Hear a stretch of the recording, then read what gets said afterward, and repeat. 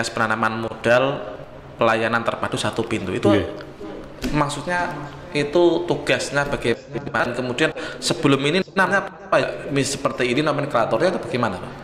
Kalau cerita nomor dulu pertama kali itu ULP. Oh, ULP. Ini pelayanan apa gitu lupa saya. Itu waktu itu almarhum Pak Bupati Tahtayani saat itu pertama kali. Pak Almarhum. Ya. Kemudian terbentuk KPT, Kantor Pelayanan Terpadu. Kemudian menjadi BPTPM, Badan Penanaman Modal Pelayanan Terpadu Satu Pintu. Kemudian sekarang ini baru ini. Ya, nah, kalau nggak salah tahun 2016 atau 2017. Karena memang nomenklatur itu sering berubah Pak. Kadang kita itu menyebutnya agak susah. Semoga gitu. saya ini yang terakhir di BMPTSP. Iya, misalnya ada perubahan setelah 2024. Setelah Pilpres ini mungkin. Pak. Iya. Pak, kira-kira bicara ini tugasnya apa dinas ini Pak? Tugas dari BMPTSP secara administratif melayani semua perizinan. Dan sekarang izin itu ada dua, izin daerah dan izin dilayani oleh OSS. Ya. Online Single Submission. Jadi ketika kita mau membuat suatu usaha, itu paling tidak harus punya NPWP dulu. Apapun itu Pak. Ya. Setelah NPWP kemudian BPJS Kesehatan. Yang kemarin cukup viral juga ya Pak ya. Kemudian BPJS Ketenagakerjaan. Karena untuk mendapatkan NIB, nomor induk berusaha, itu paling tidak harus punya itu dulu selain KTP. Itu nanti diupload, kemudian muncul NIB. Kemudian kita mau usahanya apa, di bidang apa, itu nanti ada KBLI-nya nomor berapa, KBLI-nya apa saja. Banyak sekali itu. Bisa dianda Pak, berapa yang harus berizin dan seterusnya itu tadi? Ribuan Pak ya? Sangat banyaknya itu ya? Iya, banyak sekali. Tapi dari ribuan itu kalau kita screening, apa Pak yang lebih dominan itu Pak? Paling banyak kalau di Kabupaten Demak ini perusahaan jasa konstruksi itu agak banyak. Terus kemudian industri itu juga banyak di Kabupaten Demak. Cuman kemarin tahun 2021 itu mengalami penurunan tajam terkait dengan investasi. Investasi di Demak? Ya, karena ada pandemi itu. Memang luar biasa pengaruhnya. Dampaknya Pak ya? Insya Allah tahun ini kita kejar lagi karena banyak pengusaha yang ngerem wait and see seperti apa dinamika pandeminya ini ya Pak ya. Jadi kalau nanti ada yang mau berusaha silakan datang ke dan insya Allah tahun ini oleh Bupati Demak itu akan dibangun mall pelayanan publik. Saya pernah dengar tempat di Surabaya, di Semarang ya. sudah Pak ya. Jadi lokasinya itu nanti bersebelahan dengan gedung PU. Itu ada gedung yang belum selesai itu ada 3 lantai, insya Allah nanti ada di situ oleh Ibu Bupati ditempatkan di situ mall pelayanan publiknya. Dan barusan minggu yang lalu kami ke Kemenpan untuk koordinasi terkait dengan pembentukan MPP. Dan ini kita sudah proses terkait menyiapkan SK Bupati tentang tim MPP-nya nanti siapa-siapa, kemudian urgensinya seperti apa itu yang akan kita kirimkan. Kira-kira ya nomenklaturnya seperti apa gitu Pak ya? Kalau nomenklatur tetap MPP, mall pelayanan publik. Yang kita nanti akan ikut ke situ, nah nanti ada masing-masing pemberi pelayanan, instansi pemberi pelayanan akan kita undang untuk menyamakan persepsi, kemudian mau nggak bergabung di MPP. Jadi harus ada seperti itu berita acaranya. Soalnya apa? Ini untuk jangan sampai ketika mau secara lisan, ketika kan nggak mau jadi kan kasihan yang sebetulnya pengen ada di situ. Jadi harus ada kesepakatan seperti itu. Ada peran juga nanti. Hitam di atas putih kira-kira gitu. Itu maksudnya ke depan itu di bawah naungan BPM PTSP atau berdiri sendiri Pak itu? Enggak, tetap ada di bawah BPM PTSP. Oh, tetap Ya nanti insya Allah ada di bidang perizinan untuk pengelolaannya. Kalau boleh tahu Pak, terakhir investasi di Demak itu tahun 2021 berapa Pak? 2021 Investasi di Kabupaten Demak. kalau dihitung secara angka itu sekitar 1.200-an, tapi nilai investasinya itu yang kecil. Nilai investasinya? Ya. Itu dari luar daerah atau dari daerah sendiri Pak? Dari dalam Demak sendiri. Dari dalam Demak sendiri. Yang dari luar daerah belum ada Pak? Luar daerah kan nggak dihitung. Oh, nggak dihitung. Kalau hitungannya kan per kabupaten kota. Jadi kalau provinsi, nah itu ngitungnya semua daerah kabupaten kota yang ada di provinsi tersebut. Tapi kalau investasi Demak berapa? Berarti yang ada di Demak. Tadi berapa Pak? Sekitar 1.500-an. Triliun? Ya, maksudnya kegiatannya. Oh, cuma nilai investasinya kan kadang satu kegiatan itu hanya 200 juta, mungkin 100 juta. Gitu. Yang paling banyak itu UMKM. Paling banyak Pak, UMKM. Ya. Nah, ini kan sebenarnya itu untuk izin kita di BPM TSP itu susah atau mudah Pak? Atau kadang nanti khawatir Pak masyarakat, karena ini juga menginformasikan ke publik juga Pak. Yeah. Nanti khawatir sulit beli dari meja satu ke meja yang lain. Udah ada. Tidak ada Pak ya? Udah ada, sudah satu pintu. Apalagi kalau kita mau akses CNB, nggak harus datang ke kantor. Online. Buka aja wss.go.id. Udah di situ login, daftar dulu baru bisa login. Kemudian kita urus NIB. Terus mau izin apa di situ udah ada semua. Item-itemnya itu Pak ya? Iya. Kecuali yang memang belum dilayani oleh WSS itu ada di daerah. Misalkan izin trayek. Kemudian yang sampai sekarang pedang pasar itu juga izin dasarannya ada di PTSP. Kemudian izin salon kecantikan itu ada semua yang izin daerah. Kalau tapi yang izin secara umum itu ada di WSS. Bedanya apa Pak? Izin umum sama izin daerah Pak? Kalau izin daerah yang lain ini daerah. Nah yang investasi di BPM TSP itu yang dimaksud daerah atau yang umum Pak? Kalau di BPM TSP melayani semuanya. Oh, dua-duanya? Iya. Baik umum maupun ya, misalkan ada yang belum tahu caranya, bisa datang ke PTSP, upload wss.go.id, kita sediakan. Ada pendampingnya di situ juga. Ada karyawan yang melakukan pendampingan itu Pak ya? Yang penting modalnya itu tadi. Oh ya, satu lagi, email. Oh, pulang email. Nah, tapi hampir sekarang kan punya HP rata-rata kan yo. Tapi kadang tidak begitu diperhatikan emailnya itu Pak, karena orang itu kan untuk membuat apa kan harus pakai email semua gitu. Urus izin lewat bisa. Yang penting kita tahu dulu syaratnya yang dibutuhkan apa semua. Nah, itu di scan, masukkan ke memori. Ketika login ke wss.go.id kan kita sudah tahu. Tinggal diupload aja. Selesai. Cepat ya? Iya. Dan ada yang sulit. Ada enggak kira-kira batasan waktu untuk memastikan, atau kalau memang itu sudah diupload tidak ada kamera langsung bisa keluar Pak izinnya? Bisa. Langsung saat itu Pak? Berarti sistem Pak ya? Iya, by sistem. Dan yang kita kembangkan untuk izin ini masih sudah jalan izin untuk izin praktek untuk tenaga kesehatan. Itu sudah full online. Full online? Iya. Termasuk apakah ada juga untuk izin penelitian Pak untuk para mahasiswa? Ada. Tapi kalau penelitian untuk sekolah itu nggak perlu izin sih. Maksudnya penelitian yang berarti kalau bukan untuk sekolah. Maksudnya berarti kalau ada mahasiswa pengen melakukan penelitian di sekolah tertentu, misalnya tugas atau apa skripsinya tidak perlu izin. Nggak perlu. Nah, yang menjadi riset. Ya, contohnya dari apa? perguruan tinggi. Stunting di Kabupaten. Nah, itu yang butuh. Oh, gitu. Jadi itu yang itu ya. Itu juga apakah juga dilakukan secara online ataukah? Secara online bisa. Oh, di aplikasi tadi Pak ya? OSS tadi ya? Si-Invest yang daerah. Kalau itu izin daerah. Karena tadi berapa banyak izin investasinya tidak bisa datang Pak ya?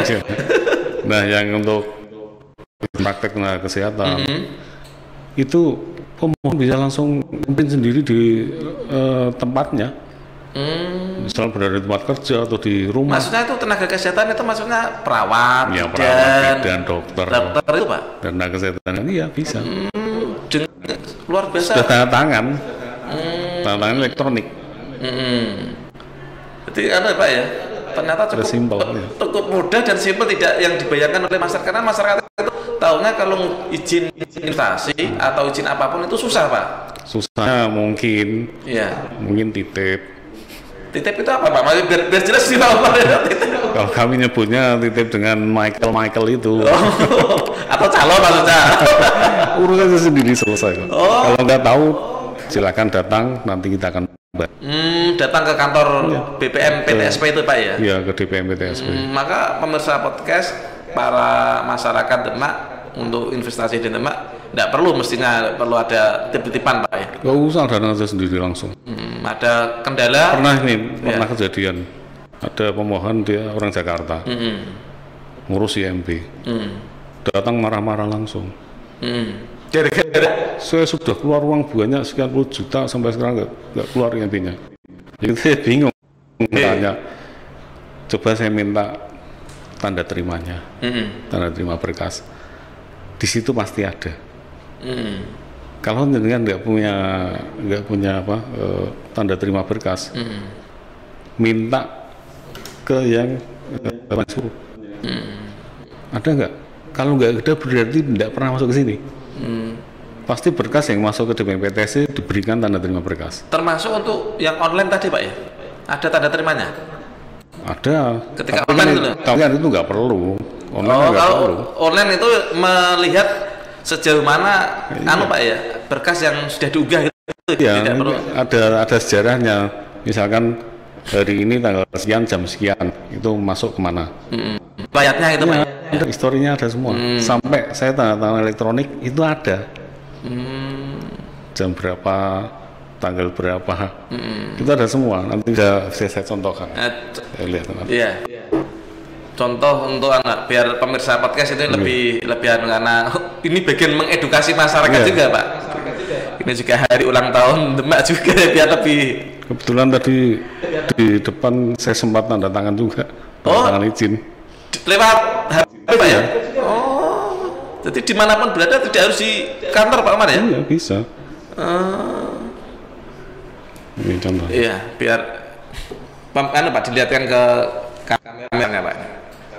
Ya. Ini izin praktek perawat atas nama Ibu Sri Mulyati. Ini riwayatnya. Gitu. Ini udah ketahuan semua. Apakah lengkap atau tidak gitu Pak ya? Enggak, ini masuk tanggal berapa, jam berapa, diterima siapa. Jadi statistiknya jelas gitu Pak ya? Sampai saya tanda tangan elektronik, itu jam berapa ada semua. Jadi terlacak semua.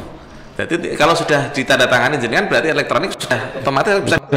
Sudah langsung bisa diprint out. Kalau lihat contoh dari sini, masuk tanggal 30 Maret. 30 Maret jam 9. Sampai saya tanda tangani 30 Maret jam 11. Berarti tidak waktu Pak ya? Jadi tidak perlu perlu datang ke kantor itu ya? Iya. Karena ini masyarakat tidak ada yang begitu banyak yang tahu Pak untuk kalau yang tenaga kesehatan sudah semuanya sudah dalam semua. Dan kita tanda tangan secara elektronik itu sudah counternya itu sudah 1.885 izin. Karena kalau tenaga kesehatan barangkali kan SDM-nya Pak. Iya. SDM-nya kalau masyarakat kecil kan barangkali SDM-nya kan. Nah, sementara baru untuk tenaga kesehatan, tapi nanti kita kembangkan, insya Allah ya nanti semua izin seperti itu semua. Termasuk NIB. Cuman kelemahannya nanti kalau sudah seperti itu apa? Kantor sepi. Oh iya. Nggak ada lagi. Tapi kan juga cukup efektif pula Pak untuk menekan pandemi seperti itu juga gitu. Hikmahnya kan ke sana. Ya itu nanti lama-lama kantor fisik. Kerjakan secara dunia maya semua. Ya, nggak ada kantor fisik. Jadi kan dimanapun berada kan bisa ngasih. Bisa. ACC tadi Pak ya. Itu kekurangannya. Menurut saya itu kekurangannya. Akhirnya apa? Sosialisasi dengan teman nggak ada. Sosial. Nah. Iya. Nah, ini Pak, kaitannya dengan yang cukup viral juga. Ini kan kemarin ada beberapa termasuk investasi bodong. Okay. Nah, menurut Pak Omar sendiri selaku Kepala BPN PTSP itu bagaimana Pak melihat fenomena investasi bodong yang kemarin agak viral di media juga? Ya, kalau menurut saya harus hati-hati. Kadang mereka iming-imingnya apa? Dengan barang-barang mewah. Sukses. Tampilkan mobil sport, rumah mewah dalam waktu sekian, sekian tertentu gitu Pak ya. Misalkan baru 3 tahun sudah dapat ini. Dan yang perlu diwaspadai, menjanjikan dengan keuntungan di atas 2% itu sudah per bulan. Sudah tidak umum Pak? Ya, nggak umum. Perlu dicurigai? Iya, 10% dari mana bank aja nggak bisa seperti itu kan? Padahal bank itu disuplai dari APBD padahal Pak ya. Meskipun itu jual beli forex, tapi kan nggak sampai segitulah. Dan perlu dicek dulu keabsahannya perusahaan tersebut. Legalitasnya. Ya, legalitasnya. Apakah punya izin atau tidak di itu tadi Pak ya? Terkadang menggunakan nama-nama perusahaan sudah terkenal, misalkan Mandiri Fund, padahal ada hubungannya dengan Bank Mandiri itu. Karena untuk mengecoh saja barangkali. Iya, jadi seperti itu. Kemudian kripto sekarang. Trading kripto itu Pak ya. Itu kan akhirnya terbongkar kan mirip judi online itu kan. Iya. Nah, mestinya masyarakat untuk mengedukasi itu seperti apa Pak yang perlu diantisipasi dan perlu diperhatikan oleh masyarakat Demak khususnya? Ini tadi yang perlu diperhatikan, tawaran-tawaran itu dia menjanjikan keuntungan berapa persen, nggak mungkin lah harus gitu. Gitu. Kemudian legalitas jangan terkecoh. Jadi satu pertama diverifikasi dulu. Kalau di atas 2% perlu dicurigai. Yang kedua berarti legalitas. Ya, legalitas. Lah untuk mengetahui bahwa itu legal dan tidak, kan ada atau sudah punya izin atau tidak, bagaimana? Iya, itu di komoditi berjangka itu di lamannya ada itu website-nya. Gitu. Jadi masukkan aja nama perusahaan ini keluar nggak? Kalau keluar berarti daftar. Karena sekarang itu viral juga itu Pak ya di media, masuk di media televisi itu. Ya, kalau kemarin memang, juga ketangkap ya di baris krim itu ya. Kalau mau lebih aman ya reksadana itu. Tapi jangan pikiran untuk cepat diambil. Ya, cepat kaya enggak. Itu dalam jangka waktu tertentu sekian tahun memang. Tapi enggak bisa terus tiba-tiba kaya, nggak bisa lah. Diem-diem aja masa bisa sih. Pak, tadi kita sudah banyak mengenai untuk cara izin dan berinvestasi dan seterusnya. Ini kadang jadi pertanyaan, sebenarnya itu semua ada biayanya enggak secara atau memang semua free dan gratis? Semua free kecuali memang izin-izin yang ada retribusinya. Contohnya Pak yang biarkan? Namanya PBG, cuman ini baru proses Perda, semoga aja nggak terlalu lama Perda sudah disahkan. PBG itu pekerjaan bangunan gedung, itu memang ada retribusinya. Untuk izinnya namanya IMB ya. Contohnya misalnya gedung apa? Rumah? Semua kalau sesuai Perda kan semua bangunan gedung itu harus termasuk rumah itu. Iya. Tapi kalau boleh tahu rumahnya Pak Omar sendiri sudah ada IPB-nya belum? Sudah lah. Jangan kepala yang menangani belum pernah kejadian awal saya ada di PTSP itu saya mengajukan izin, saya tolak sendiri pada? Ya, tak tolak sendiri. Apa alasannya? Karena ternyata saat itu saya juga nggak tahu, tiba-tiba zonanya menjadi zona hijau bukan zona perumahan. Di Perda nomor itu menjadi zona hijau. Wah, nggak bisa ini. Ya wes tak gawe penolakan, tak tekan diri. Ya, alhamdulillah di Perda Perubahan RT RW nomor 1 tahun 2020 itu sudah menjadi perumahan kembali. Nah, baru saya bisa meng-IMB-kan rumahnya sendiri. Baru berarti ya? Kalau dulu sudah waktu perumahan kan sudah ada. Nah, ketika IMB itu kan berubah karena benar sudah berubah, itu harus berubah, harus IMB baru. Atau untuk peruntukan pemanfaatannya itu berubah, itu juga IMB baru lagi. Ya, ganti IMB. Tapi pada prinsipnya IMB itu dikeluarkan sekali, kecuali kalau ada perubahan itu. Tapi kalau kita lihat loh Pak, ini asumsi saya itu masyarakat Demak juga IMB yang bangunan itu juga mungkin relatif kecil Pak ya? Iya, masih kecil. Iya, termasuk saya sendiri juga belum punya IMB. Padahal dulu sudah pernah kita luncurkan pemutihan IMB dan tarifnya hanya 50% saat itu. Kalau boleh tahu Pak, sekarang tuh IMB yang sebelum perda yang di baru proses ini berapa Pak untuk IMB? Ukurannya gimana? Per meter persegi itu tarifnya 15.000 kalau untuk perumahan. 15.000 sampai 20.000. 15.000 persegi ya? Apa 15 meter persegi Pak? Ya. Kalau berarti itu ya bangunannya atau tanahnya Pak? Bangunan namanya kan. Bangunan, izin mendirikan bangunan atau bangunan gedung. Ada tim survei datang ke sana atau? Iya, tim teknis. Oh, tim teknis. Bukan gambar, maksudnya kan ada gambar itu. Gambarnya benar atau enggak, kemudian nanti disesuaikan dengan garis jembatan jalan, atau kalau ada sungai, garis jembatan sungainya berapa meter. Ada enggak Pak, misalnya masyarakat biasa terus mengebengkan keuntungan dan manfaatnya apa Pak? Nah, bagi jenengan pejabat barangkali kan menjadi laporan rutin kekayaan pejabat negara. Tidak ada hubungannya itu. Oh, tidak ada hubungannya. Jadi IMB itu memang kalau saya perda harus ada IMB kalau sekarang persetujuan bangunan gedung. Dan itu masyarakat ngurus itu pasti karena ya nuwun sewu, mau disekolahkan sertifikatnya. Oleh bank pasti diminta. Tidak sertifikat saja tidak cukup Pak ya? Enggak. Oh, harus IMB-nya ya? Iya, pasti diminta. Pasti bank minta izinnya. Untuk rumah. Iya. Nah, termasuk yang kita lebih lanjut Pak, misalnya tempat ibadah Pak. Tempat ibadah ada.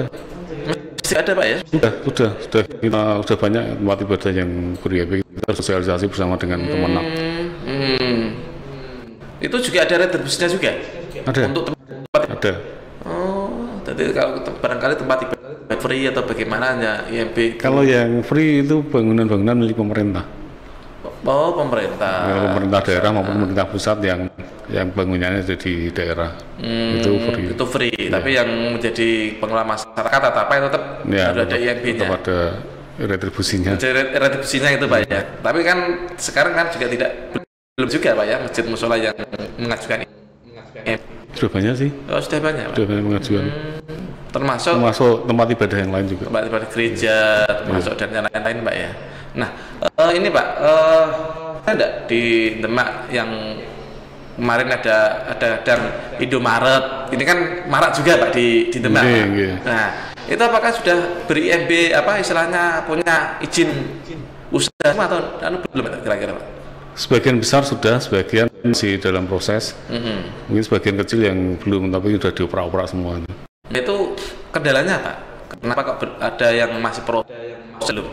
Mestinya kalau dia belum kan juga para pemerintah juga punya kewajiban untuk menertibkan. Kita sudah sampaikan ke pihak-pihak Indomaret dan Alfa. Kalau memang belum ada izinnya jangan dibuka dulu. Gitu. Ya lebih baik kan izin dulu, kemudian baru bangun. Kan rata-rata ada. Bukan dulu baru izin. Ada masalah dengan tetangga-tetangga kan gara-gara itu. Gara-gara? Belum ada izinnya tapi sudah buka gitu. Rata-rata seperti itu. Masuk itu barangkali usaha itu Pak ya. Kalau di jatuh ayam, kandang ayam itu juga Pak ya? Ya kandang ayam. Kandang ayam sebagian sudah ada, yang bikin sudah ada terbit perda yang baru bahwa kandang ayam itu bisa didirikan di area sawahan, tetapi tidak di tanah panggung. Ya. Kan tidak boleh merubah fungsinya. Jadi bisa jadi di atasnya kan bahannya masih sawah. Itu ada tidak bisa di dalam perda itu maksudnya dekat dengan perkampungan atau ada aturan tertentu tidak kaitan dengan perkampungan atau memang boleh asalkan itu memang tanah persawahan atau mana? Biasanya jarak sih. Jarak ada tidak jarak itu Pak? Jarak diatur dalam aturan itu? Hendaknya antar anu aja mereka, antar warga. Tergantung apa warga itu. Nah, terkadang ini yang barusan ada masalah di daerah Surodadi kalau nggak salah. Gajah. Surodadi, Sayung ya. Itu sebenarnya peternakan itu sudah lama. Udah lama. Cuman gara-gara mungkin dampak rob. Dampak rob. Nah, akhirnya kotoran itu kemana-mana. Ya. Oh, iya betul. Dan yang agak bermasalah lagi justru lingkungan warga sekitar yang dekat-dekat itu tidak ada masalah.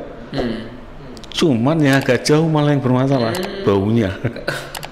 Karena mungkin kalau dekat tidak dekat gitu bau, Pak. Kalau keluar mungkin. Ya, itu sudah diselesaikan. Ya semoga aja nanti ada masalah lagi. Jadi tim dari dinas LH udah turun juga. Bahkan kemarin difasilitasi oleh DPRD. Iya kemarin audiensi itu ya Pak ya di masyarakat Sayung dengan iya itu. Nah sebelum kita akhir karena juga mungkin kesibukan Pak Umar sendiri di kantor dan seterusnya, ada enggak Pak yang ingin disampaikan oleh masyarakat closing statement kaitannya dengan investasi dan seterusnya. Nah sebelum itu tapi sedikit Pak, ini kan Pak Umar kan juga sebagai komite SMA 1 Demak. Nah komite sejauh mana komunikasi Pak Umar dengan sekolah dalam konteks mengawal pendidikan di SMA 1 Demak? Terus terang belum apa ya, baru beberapa kali rapat sih belum intens banget. Apalagi kan terkait di SMA itu nol itu maksudnya nol peran atau nol? Bukan, kan tidak ada pembiayaan dari masyarakat. Iya betul. Sehingga agak slow gitu Pak ya. Agak slow. Nah, dibandingkan waktu dulu ada SPI Pak ya. Itu ya. Itu kami juga pernah di SPI. Itu memang intens. Kalau boleh pesan ke anak-anak, kalau mau bisnis silakan bisnis. Nggak perlu bisnis dimulai dari harus punya modal, enggak. Yang penting kita tahu UMKM, manfaatkan itu UMKM dan manfaatkan HP. Jangan hanya untuk chattingan aja, manfaatkan HP itu untuk cari uang. Kalau saya menjemput rezeki yang saya bilang. Lewat HP. Tidak perlu susah payah kemana-mana. Nggak perlu. Nggak perlu punya produk, nggak perlu punya gudang, nggak perlu punya karyawan. Tangga atau teman yang punya produk, jualin aja. Pemasaran. Iya. Kan nggak perlu harus door-to-door. Iya betul.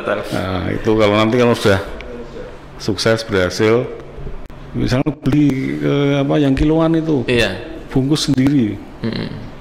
Bungkus sendiri kan sudah punya model tadi. Bungkus sendiri pakai merek sendiri. Nah itu kan cara-cara seperti itu sederhana loh, mudah kalau untuk mau menjemput rezeki untuk anak-anak itu. Mulai belajar berbisnis. Belajar bisnis dan berinvestasi sekaligus berizin. Iya. Nah, investasi kalau tidak izin juga sama Pak ya. Harus ada izinnya. Karena izin itu kan juga bagian kontribusi masyarakat terhadap pembangunan. Pertama kali kan tidak perlu harus ngurus izin kan, menjualkan produknya orang lain, tidak ada masalah. Iya. Tapi kan artinya itu kan bagian daripada investasi. Iya. Setelah investasi kan mestinya ada izinnya. Ya nanti kalau sudah sudah mau punya produk sendiri, baru izin. Iya. Izin mudah, cepat, pasti. Murah bagi yang tertentu. Ada gratis ya tadi yang tanpa retribusi itu. Iya. Terima kasih Pak Umar atas obrolan santai berbincang di podcast SMA 1 Demak. Satu kata Pak Umar. Podcast SMA 1 Demak Pak Umar, testimoni dari Kepala Dinas DPM PTSP dan sekaligus Komite SMA 1 Demak. Alhamdulillah ini saya sangat bangga bisa diundang ikut podcast di sini dan semoga kedepannya lebih baik. Insya Allah nanti saya akan kalau boleh golek-golek apa yang kurang itu.